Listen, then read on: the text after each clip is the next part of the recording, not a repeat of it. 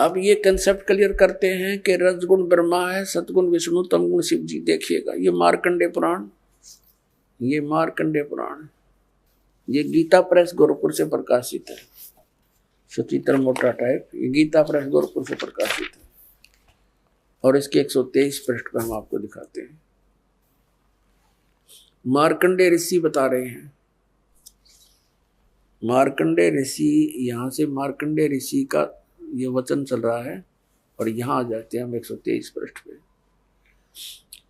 अब क्या बताते हैं? रजोगुण प्रधान ब्रह्मा, तमोगुण प्रधान रुद्र, सत्व प्रधान विश्वपालक विष्णु है। यही तीन देवता हैं और यही तीन गुण हैं।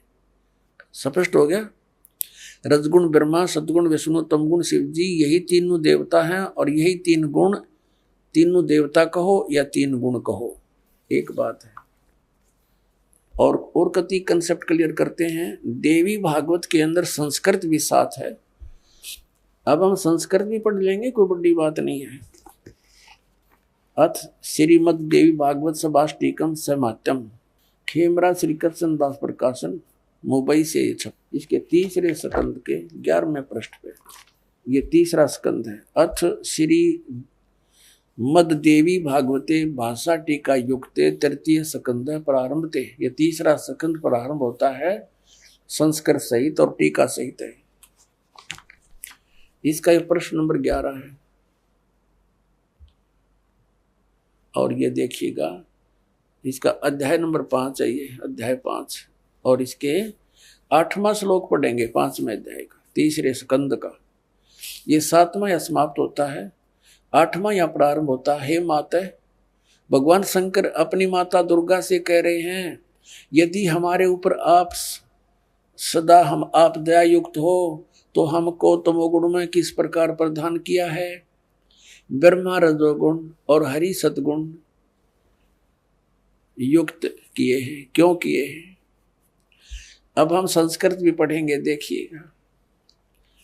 ये 7वां समाप्त हुआ, 8वां श्लोक प्रारंभ होता है। यदि दया धर्मना न सदाम्बी के कथम अहम विहित। शंकर भगवान कहते हैं कथम अहम, मैं बना दिया, विहित अंबिके माने माता,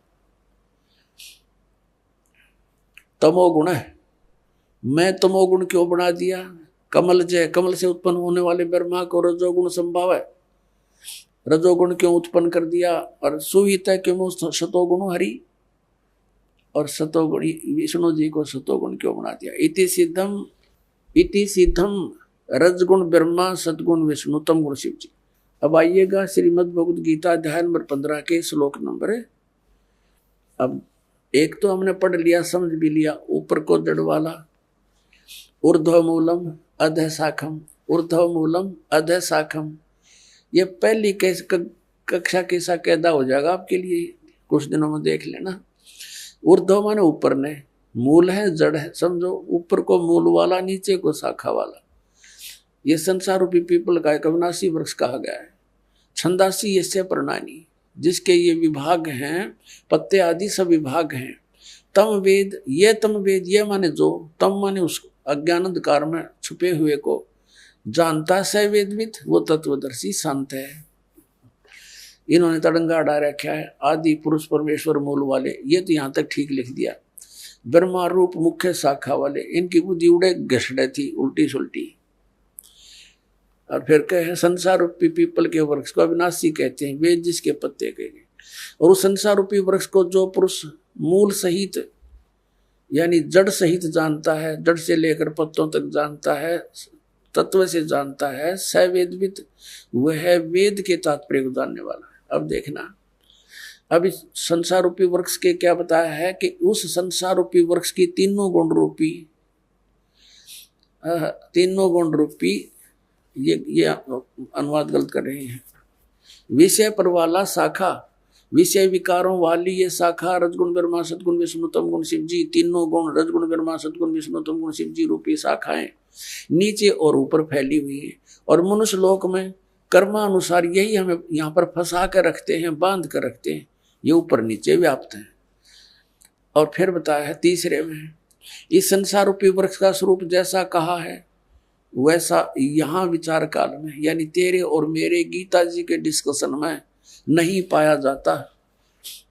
मैं नहीं बता पाऊंगा तुझे इसका आदि और अंत, मुझे ज्ञान नहीं और न इसकी अच्छी प्रकार कोई स्थिति है। इसलिए इस सुविरुद्ध मूलम यानी अति दृढ़ मूल वाले, क्योंकि वो परमात्मा का जो ऊपर का क्षेत्र और भगवान वो तो अविनाशी है, अब पे अति दृढ़ है। और संसार रूपी पीपल के वृक्ष को दृढ़ इन्होंने क्या कहा, असंख्य शस्त्रेण छितवा। इसका अर्थ बनता है वैराग रूप शस्त्र द्वारा नहीं, तत्व ज्ञान रूपी शस्त्र द्वारा काट कर, यानी उस तत्व ज्ञान रूपी तत्व ज्ञान से समझ कर उसके पश्चात, ये चौथा श्लोक यहाँ अनुवाद है इसका, उसके पश्चात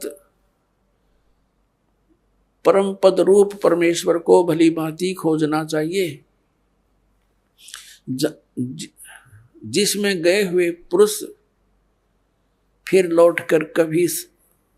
लौटकर संसार में नहीं आते, और जिस परमेश्वर से इस पुरातन संसार वृक्ष की प्रवृत्ति विस्तार को प्राप्त हुई है, उसी आदि पुरुष नारायण के मैं शरण हूं।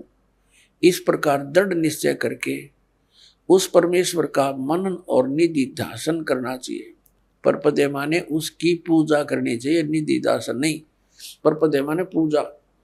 अब यहाँ क्या हो गया इसका अर्थ, इसका सीधा सा अर्थ हो गया गीता ज्ञानदाता अपने से अन्य किसी समर्थ परमात्मा की शरण में जाने को कहता है और उसकी पूजा कर और सब बातें त्याग दे, यानी अपनी पूजा को भी मना करता, केवल उसी की पूजा कर जिसने संसार रूपी वृक्ष की रचना की है, जिससे संसार रूपी वृक्ष की प्रवृत्ति विस्तार को प्राप्त हुई है। इससे सिद्ध हो गया कि गीता ज्ञान दाता तो स्वयं कह रहा मैं नाशवान हूं, तो उस नाशवान की भक्ति करके वो उस स्थान को कैसे प्राप्त कर सकता जहां जाने के बाद फिर लौटकर संसार में नहीं आते। तो इससे सिद्ध हो गया कि गीता ज्ञान दाता से कोई अन्य परमात्मा है और उसकी साधना करने से ही